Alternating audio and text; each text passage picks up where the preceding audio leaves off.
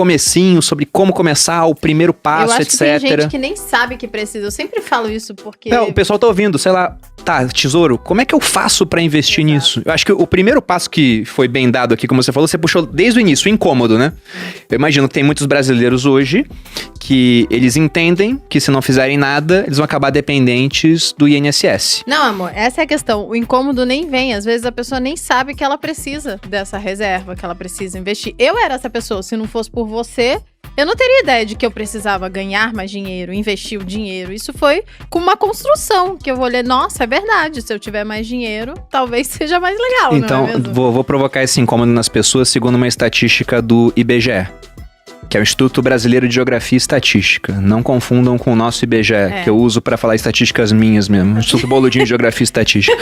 Mas o IBGE já fez uma estatística, faz tempo que eles não atualizam, mas não deve ter mudado. Possivelmente mudou para pior. Que eles queriam ver quais aposentados tinham condições de se manter financeiramente, sem a ajuda de terceiros. Era apenas 1%. O restante era obrigado a trabalhar, dependia de parentes ou dependia de caridade. Então, 1% conseguia se aposentar com dignidade. E nesse 1%, deve ter aquele pessoal que tem regimes próprios de previdência, mas acabaram entrando na pesquisa. Então, o cara que é juiz, o cara que é das Forças Armadas, tem aposentadoria integral.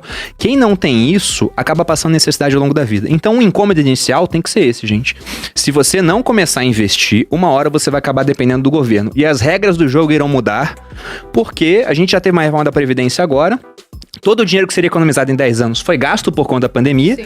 Provavelmente teremos outras ao longo do tempo. E o combinado de hoje não vai ser mantido, porque não tem como. E o combinado de hoje já não traz o conforto que todo mundo merecia ter na velhice. É legal a galera entender um pouco como funciona esse sistema da Previdência. O porquê que de fato isso vai mudar e por que tem esse rombo e por que a galera não vai conseguir se aposentar seguindo o padrão normal, né?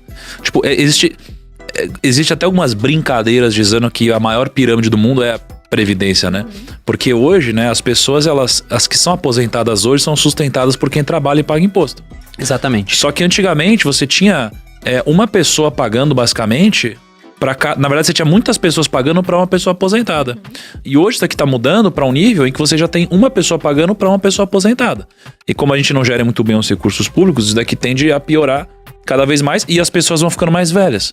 Então, chega uma hora que a casa cai, né? E o povo tá ficando mais velho, tá vivendo mais também. Essa é uma questão. O Bruno sempre conta essa história, que na verdade quando Previdência, né, teoricamente foi inventada... Não, teoricamente não. Tem os dados aqui. Não, quando ela foi inventada, as pessoas morriam mais cedo. Então não foi feito pra sustentar a gente até 80, 90 anos. E hoje em dia, a galera vive até esse tanto. A história da Previdência é curiosa. Quem inventou esse negócio foi um prussiano famoso chamado Otto von Bismarck. Porque você tinha o início das companhias de seguro no mundo e viram que era um negócio muito bom. Começou lá na Escócia e fala, nossa, os caras conseguem, através de dados estatísticos, saber mais ou menos quantas pessoas vão precisar da cobertura do seguro e conseguem ser muito rentáveis. Eles faziam, por exemplo, pega 100 pessoas, faz o seguro com eles sabem por dados que mais ou menos umas 10 vão precisar do valor da pólice, pega o prêmio de todo mundo, investe, o dinheiro vai começar a crescer e paga a pólice para quem precisar. E tira um bom lucro. Aí os socialistas começaram a falar, esse sistema é injusto. Porque só quem pode fazer seguro é quem tem dinheiro. Falaram, quem tem que fazer seguro é o Estado, porque ele consegue fazer seguro pra todo mundo, aí você cobra mais de quem tem mais e não cobra de quem tem menos.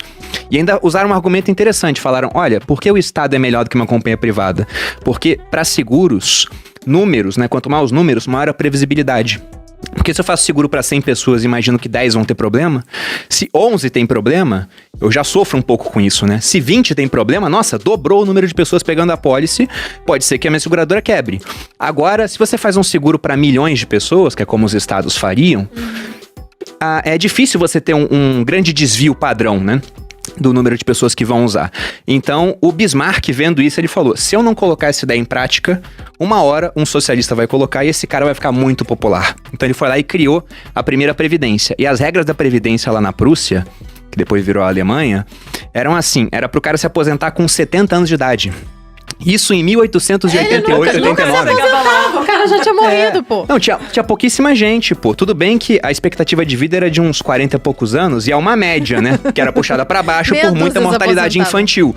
Só que o pessoal que se aposentava, quase sempre, Quem chegava lá ia viver só mais um pouquinho de tempo. E como o Thiago falou, os casais tinham 6 filhos. Hoje em dia, né, quem tem 6 filhos é uma ou outra pessoa. Né, e você olha para aquilo, vira uma atração turística. Né? Nossa, o cara tem 6 filhos. Hoje os casais têm 2, 1. Naquela época eram 6. O pessoal se aposentava mais tarde do que hoje. Então, claramente, esse sistema ele vai apresentar um problema daqui a pouco. E quem deixar para depender dele pode ter sérios problemas no futuro. Então, esse tem que ser um incômodo inicial para investir. Perfeito. Não, e tenho, trazendo uma historinha aqui sobre a história do incômodo, que eu acho que essa palavra, se a gente conseguir fazer as pessoas se sentirem desconfortáveis com o fato de não estarem guardando para o futuro, já vai ser muito forte, né? E tem um pesquisador de finanças, um psicólogo, né, de finanças comportamentais, que é o Walter Mischel, que ficou muito conhecido por um vídeo que muita gente já deve ter assistido, de uma criancinha na frente de um marshmallow. Sim. Coloca o marshmallow. Muito bom, né? Só que os estudos dele, eles vão muito além disso, né? Pra quem nunca viu, a criança fica na frente do marshmallow, se ela esperar... Também usou pirulitos, eu vi. Também usou... Tem o do pirulito também. Tem um de um bolo de macaxeira também, que eu já vi que fizeram aqui no Brasil. Mas se ela esperar 15 minutos, ela ganha um outro marshmallow, né? Só que esse vídeo ficou conhecido, mas pouca gente sabe da continuidade dele, que eles acompanharam essas crianças durante muitos e muitos anos. E as crianças com capacidade de postergar viraram adultos de maior sucesso.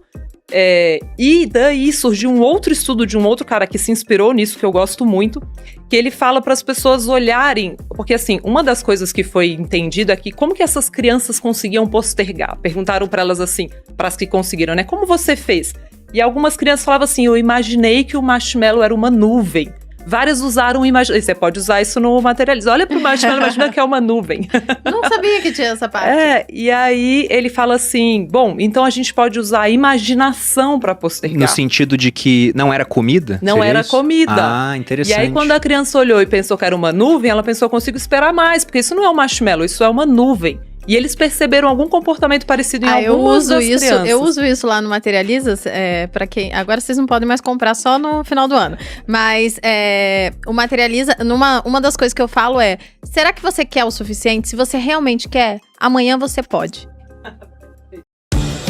Geralmente a dificuldade de uma grande empresa é fazer a venda. A nossa era entregar a venda. E aí quando chega amanhã, ela já não quer mais. Então, você quer um brigadeiro? Então amanhã você come. Com investimento eu não sei se dá tão certo. Eu acho que investimento não vai dar olha certo. Olha o pulo do gato. Amanhã você guarda esse dinheiro. Esse segundo pesquisador, ele falou assim, não, então tá, então vou fazer as pessoas se imaginarem lá na frente. Então ele dividiu um grupo em 2 e metade olhou pra ela mesma mais velha. E aí eles perguntaram, quanto você quer guardar pra sua aposentadoria? E o grupo que se olhou envelhecido decidiu guardar 30% mais para aposentadoria. Então esse exercício muito simples de você pegar um aplicativo que te envelhece, olhar para ele e se ver envelhecido, te faz guardar mais para o futuro. Então esse exercício de ficar pensando, como vai ser quando eu chegar lá? Porque de fato você materializa aquele futuro, né? Você fala, nossa, quando eu estiver lá, eu tenho que ter mais conforto, né? Coisas assim, muito legal. Eu chamo isso do eu do futuro. Sim. É o eu do futuro. Eu já usei várias vezes em posts, no Viver de Renda eu uso também, que é essa questão de que hoje, né, se você não investir, o seu eu do futuro vai estar pior. E ao contrário de outros credores, por exemplo, se o Thiago não paga a conta de luz, a companhia de energia vai lá e corta a sua luz, corta a sua água. Se não pagar condomínio, sua casa vai a leilão. Você tem que fazer tudo isso. Agora o seu eu do futuro não consegue te cobrar. Ele não consegue chegar pra você e falar, Thiago, aporta mais aí. Ou você não pagou, né? Não investiu a parte que você investe todo mês, esse mês tem que pagar a multa. Esse cara não consegue fazer isso. Depende da gente pra fazer isso. Ele é um credor, só que ele é um credor, né? Toothless, né? Sem dente. Ele não consegue morder a gente. E se a gente não fizer isso, lá na frente, o que vai acontecer? A gente vai estar mais velho, provavelmente com uma capacidade laborativa que vai cair ao longo do tempo. Dificilmente vamos continuar fazendo o que a gente faz hoje quando for mais velho. O pique diminui. E além disso... tendo em conta que a pessoa que vai ficando mais velha vai tendo gastos maiores com saúde, então por isso que muita gente gosta de investir no setor de saúde, é uma demanda já contratada, esse cara vai ter mais despesa, lá na frente as coisas vão ser mais caras, porque a inflação vai penalizando, né, vai tirando o poder de consumo do dinheiro, então se a gente não investir pensando nesse cara, ninguém tá pensando nele. Ele vai passar necessidade lá na frente. É isso. E aí, revertendo a questão da previdência pública que vocês falaram de fato, né? Eu nunca tinha ouvido isso, achei bem legal que o Nico falou. A questão de você, na verdade, ser quase uma pirâmide financeira, a previdência pública, né?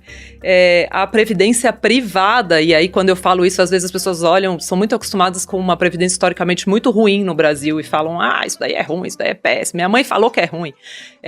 Tem umas mamatas bem legais de imposto de renda, de economia de imposto de renda, né? O Bruno conhece esse também. Isso é bem legal, assim, porque as pessoas às vezes menosprezam os tais dos PGBLs e VGBLs da vida, porque afinal botaram um nome horrível nessa porcaria desse produto, né? Plano gerador, benefício livre. Que diabo é isso, gente? Um monte de palavra desconectada, uma grudada na outra. Mas tem vários benefícios legais de economia de imposto. E lá não tem essa comunicação entre o seu dinheiro e de outra pessoa. Eu tô acumulando pro eu futuro, né? E não pra minha mãe, pra minha avó e tal. Realmente o meu dinheiro é investido para mim mesma. E aí tem economia de imposto um monte aí, de chegar a 10% de imposto, de você poder deduzir na declaração do imposto de renda igual você deduz gasto com saúde, educação, que eu acho que as pessoas não acordam, que para quem deixa dinheiro pro longo prazo, não é para fazer reserva de emergência nisso, pelo amor de Deus, que o imposto é horrível. Mas para quem pode esperar mais de 10 anos, por exemplo, os benefícios de imposto são muito grandes. E antigamente a Previdência só tinha produto ruim. Então, assim, mais de 80% hoje ainda é renda fixa. É isso que eu ia falar, mas aí é uma minoria isso daí que você tá falando, a quantidade. Você tem que achar um produto bom, você tem que investir de forma diversificada, igual você investiria fora da Previdência. Mas se você procurar... E tem hoje bons fundos, se você procurar hoje, tem bons multimercados, bons gestores de ações que estão operando nesse mercado de 3 anos para cá. Mas eu acho uma baita de uma sacada legal para acumular para o futuro. Eu diria até que... Por favor, Thiago, completa assim. Não, eu queria só pegar um gancho da Luciana, que ela abriu o assunto de Previdência. E Previdência acho que talvez seria no mercado financeiro o tópico mais underrated que existe. Concordo. Por quê? Porque talvez seja o melhor veículo de investimentos que existe para o investidor de longo prazo. Sim. Que tem ali talvez abaixo de uns 10 milhões de reais, que é na maioria. E tem benefícios que poucas pessoas conhecem, mas todos poderiam acessar hoje, né? Então, quando a gente fala do longo prazo, e a gente está falando basicamente